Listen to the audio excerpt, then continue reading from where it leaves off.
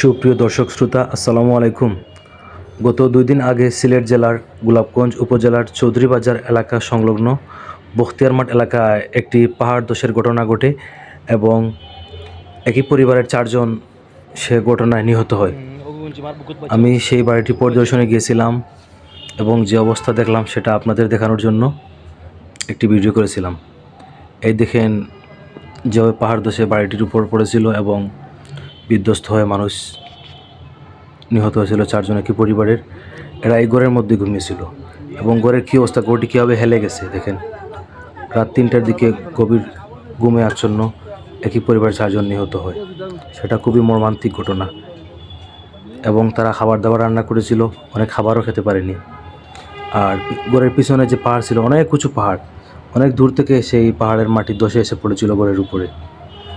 সেটা আসলে ক্যামেরায় তেমন অনুমান করা যাচ্ছে না, বাস্তবে দেখলে বুঝতে পারতেন। অনেক উঁচু পাহাড়। এই যে লোকজন উদ্ধার কাজ করতেছে,